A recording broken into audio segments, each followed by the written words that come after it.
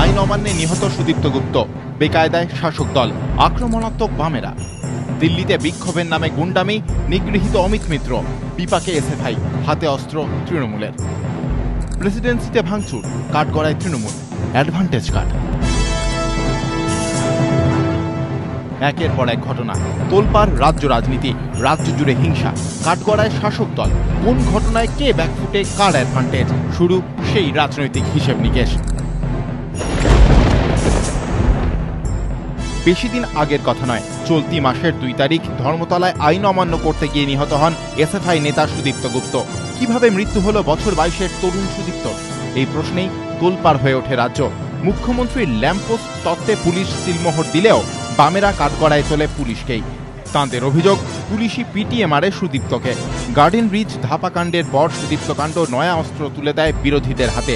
চরম অস্বস্তিতে পড়ে শাসক দল। কয়েকদিন যেতে না যেতেই উল্টে গেল পাশা, ঘটে গেল দিল্লি কাণ্ড।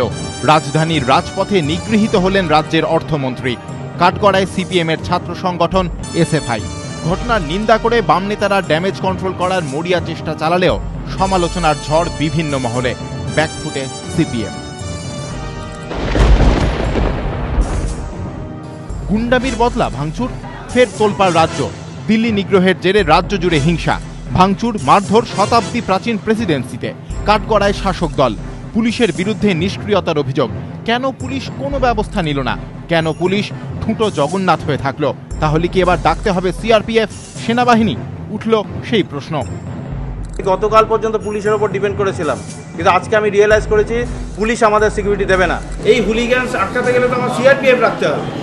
শুধু প্রেসিডেন্সিতে ভাঙচুরি নয়, দিল্লি কাণ্ডের জেরে হিংসা ছড়ালো রাজ্য জুড়ে।